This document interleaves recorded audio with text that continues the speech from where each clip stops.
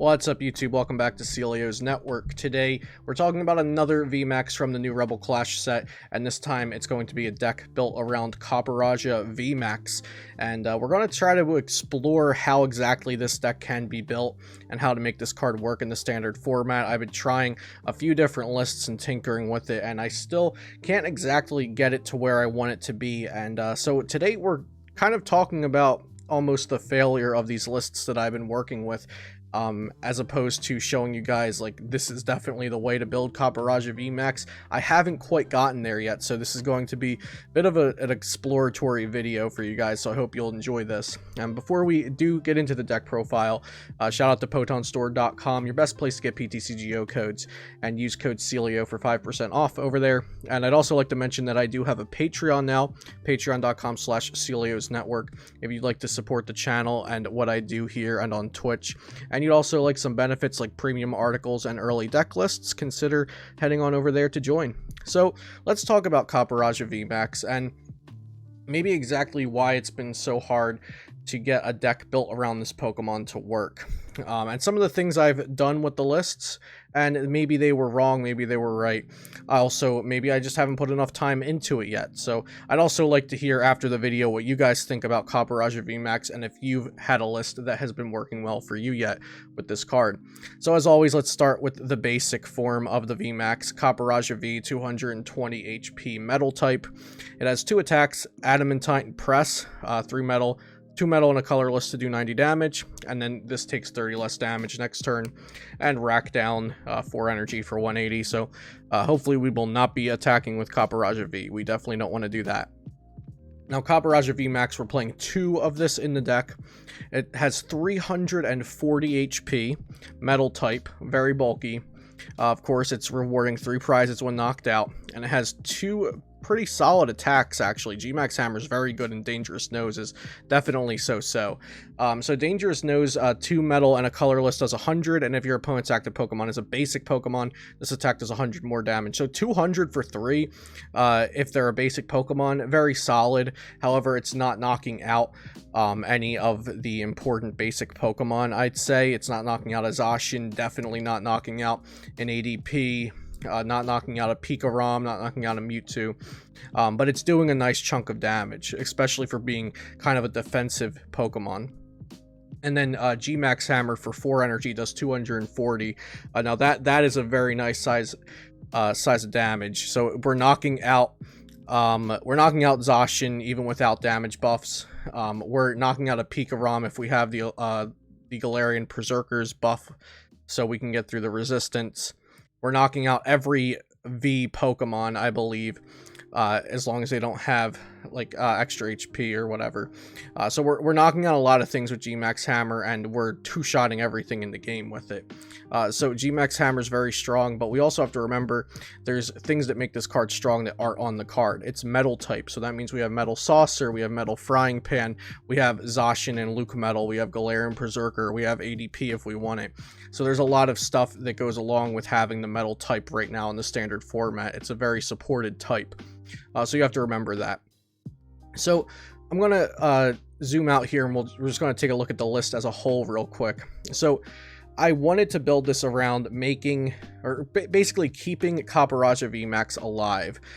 So the first thing I went with was Lucario Melmetal. That's going to be my partner here.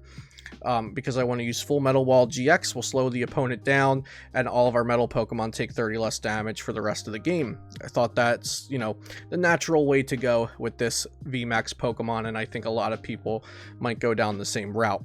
So from there, we're going to be using the Metal Frying Pan, so Copperajah VMAX takes 30 less damage, and it also has no weakness. So essentially, after full Metal Wall GX and Metal Frying Pan, the opponent would have to do 400 damage to knock it out in one shot, which is asking a lot. From there, I've added a couple of Mallow Lanas so we can heal 120 damage at a time. So instead of 2-shotting or 3-shotting us, they have to 3 or 4-shot us. So I added 2 Mallow Lanas and also an Eldegoss V to get back things like Mallow Lana, our utility supporters.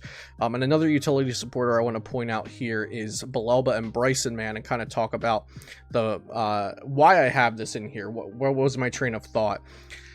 So this is here for the secondary effect. You may discard 3 other cards from your hand. If you do, each player discards their benched Pokemon until they have 3 benched Pokemon. So what I was thinking was, the whole point of this deck is to tank with Copperajah VMAX, and sure, we can also tank with Lucametal, and we can tank with our Zacian Vs. So, but what do we do when we have Jirachi and Dedenne, or Dedenne and Eldegoss on the bench, or even like a Zacian without a Metal Frying Pan? It's a little easier to knock out. And we're playing against something like ADP that just has to gust twice and attack, and they win the game without even ever hitting into our Copperajah VMAX. So I thought a good answer to that kind of situation that I saw possible would be add a Belelba and Bryson Man. We can just discard our bench down to 3, so we can get the excess Pokemon out of there. We can remove the Eldegoss if we had to use it. We can remove the Dedenne and the Jirachis when we don't need them anymore, and we're just sitting here trying to tank with Copperajah VMAX until we take all of our prizes. So that's where Belelba and Bryson Man kind of came in. Now, this list has changed a lot since my first draft, so I also wanted to talk about that. My first draft had 12 Pokemon in it. It did not have the Galarian Perrserker line. It did not have Eldegoss. It only had 1 or 2 Zacian. I think it only had 3 Jirachi. And then, so I wasn't running Pokemon Communication, because Pokemon Communication, to use it, you have to put a Pokemon from your hand back into your deck. So usually you only want to play this card if you're playing upwards of the high teens to 20 Pokemon in your deck, I'd say. So I was running Evolution Incense in the deck, and Evolution Incense just felt so bad, because if you ever get it and you've already gotten your Copperajah VMAX out, and keep in mind I was not playing Galarian Perrserker, and even if I was, you can search Galarian Perrserker with Evolution Roar. The only thing Evolution Incense can get in this deck is the Copperajah VMAX, and I really only ever need 1 in a game. But I do want to consistently get it out by, say, turn 3, after I've used Full Metal Wall GX. So the Evolution Incense just felt so bad in a deck where I only have 1 evolution line, and out of that evolution line I only want to get 1 down in an ideal game. So I added some more Pokemon, and I've replaced the Incense with Pokemon Communication to so we have this item here that's definitely good to get Copperajah VMAX, but it can also get any other Pokemon in our deck in a pinch. So that was just kind of where I was at with the lower Pokemon count Evolution Incense. The deck felt really, really bad like that. The Galarian Perrserker is really nice because it makes your metal Pokemon's attacks do 20 more damage to your opponent's active Pokemon. So this is now doing 220, which will knock out an opposing Zacian if they don't have a Metal Frying Pan or a tool or their own Lucametal effect on it. So that was definitely a big reason to play this, and it just random math throughout the game. Like after Steel Fist for 50 plus 20 is 70, so then a Dangerous Nose will knock out an ADP after that. If this was buffing at least either the Dangerous Nose or the Steel Fist. If it was there for just one of them, that knocks out an ADP. So things like that. Actually, no, it has to be there for both of them, my bad. So yeah, if a Steel Fist for 70 and then Dangerous Nose for 220, that will knock out the ADP. So just random things like that. There's combinations of attacks the Steely Spirit helps with, but a main one to keep it in there for, and I think it's definitely valuable even if it was just for this one attack, is that Dangerous Nose with the Galarian Perrserker knocks out a Zacian, and if the Zacian does have a Frying Pan on it, G-Max Hammer with the Galarian Perrserker's buff knocks out the Zacian. So I definitely think that's relevant enough. And also the Galarian Perrserker is just so easy to get out because of the Evolution Roar. I was talking about this during a stream the other day, that I wish more Pokemon had something like this Evolution Roar, because you can just discard 2 cards from your hand and search for your specific Pokemon that evolves from this Pokemon. And with how hard it is to get out evolutions in a timely manner, especially stage 2s, I would like to see more things like this come out. Of course, we did have the Lucario in this set, and I think there's also another stage 1 Pokemon that when you if you draw it as your top, if you draw it for turn, I think it is, you can play it down onto your board. So I like more creative things like this to get evolutions out quicker, and I definitely prefer things like this Evolution Roar. So 3 Zacian. Now this is not supposed to be a Zacian deck, but Zacian is just so good, and Intrepid Sword is an amazing ability. So once during your turn, you can look at the top 3 cards of your deck and attach any number of metal energy cards you find there to this Pokemon. Put the other cards into your hand. If you use this ability, your turn ends. And then, of course, it has Brave Blade that does 230. So I want to use Intrepid Sword turn 1 every single game with this deck. Sometimes even turn 2. We don't mind having a slow start because we're going to remove our opponent's energy. Sometimes we'll just sit behind a Jirachi, and then turn 2 or turn 3 we'll Boss's Order something up, remove all the energy they were building up, and give ourselves this defensive buff for the rest of the game. So the Zacian's really, really good. My preferred starters with the deck are Jirachi and Zacian, just because, like, if you have a poor hand going first, you can't play supporters, and you start a Zacian, you still get to draw 3 cards. It's just very, very valuable to do that. So for the draw support of the deck, I haven't touched on that yet. We do have the 1 Dedenne, 4 Jirachi, 3 Zacian, 4 Research, 2 Marnie, and you could call Eldegoss kind of a pseudo part of the draw engine since it can get back one of our draw supporters. I just wanted to make this deck as consistent as we could because the early iterations of the deck were having problems with consistency.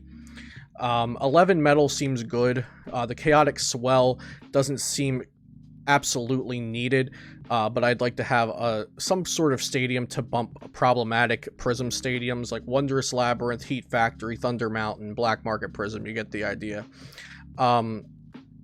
Now, one thing, there's a couple things that I am considering adding. Either an energy switch or 2, and I think energy switches could be good for when you Intrepid Sword energy onto your Zacian, but you want to put those energies elsewhere. You want to put them on your Lucario Melmetal or on your Copperajah VMAX, because those are kind of going to be your main attackers in the game if you can make those your main attackers. And another card I'm actually considering is a single tag switch. Now, tag switch might seem a little odd in this deck since we're not really focused on tag team Pokemon. But after you use your Full Metal Wall GX, if you have a Frying Pan on that Lucametal, and you just discard your opponent's energies, this Lucario Melmetal is hardly ever going down right after a Full Metal Wall GX. And so you could, on your next turn, follow up with a, like a switch or a Mallow Lana, then tag switch the energy onto Copperajah VMAX off of the Lucario Melmetal, and get going. So I think the tag switch is definitely an option that I would like to fit into here. Another thing is I think I may have went a little overboard with the double Mallow Lana. Maybe we can just go down to 1, or even consider a couple softer healing cards, like maybe Potion, even possibly an DDV if we think we have the bench space. Because maybe we don't have to add that extra healing to Copperajah VMAX when it's already so tanky. There have definitely been games that in my early testing with this list where the opponent gusted up my Copperajah VMAX before I even got an attack off with it, and using Mallow Lana, then bringing it back up, gave me the extra value I needed with the card. But then there's other games where I'm like, okay, this Copperajah is getting to attack 2 or 3 times, and that's really all I need out of it, so the Mallow Lanas aren't doing anything. So it could be situational, it could be matchup dependent. Maybe there's a better option for healing in the deck, or maybe you don't even need extra healing. Maybe all you need is the tanking from Frying Pan and Lucametal. I would maybe consider going down to 1 Mallow Lana and then adding that tag switch I was talking about, and I think I'll try that and see how it goes. But I just wanted to give you guys this kind of update on a Copperajah VMAX deck, because I do want to try to get content out on every VMAX from Rebel Clash. I know people are waiting for their favorite VMAX to be covered. So today we were looking at Copperajah VMAX, and although I do not think this list is perfect yet, it is functioning, it is performing at least decently, and I'd love for you guys to take it out for a spin on your own and see what new ideas you can come up with for the list. Maybe you even have some other ideas of your own for the list. I do want to maybe dabble with an ADP Copperajah VMAX and see if that's any good, or like ADP Zacian with like maybe a very thin line of Copperajah VMAX in it, and see if there's any merit to that. But I definitely wanted to try this tanky build first, since Zacian Lucametal was a favorite deck of mine in Ultra Prism through Sword and Shield. So I hope you guys enjoyed this video. The deck list will be in the link down in the description down below, and of course all the links are in the description below, like my Twitch, my Twitter, a link to Potown store to get PTC geocodes, and also a link to TCG Player. And if you use that link, I am affiliated with them and I get a small commission. So if you're buying supplies from TCG Player, be sure to use that link down below. Hope you all enjoyed this video, and I'll see you next time here on Celio's Network.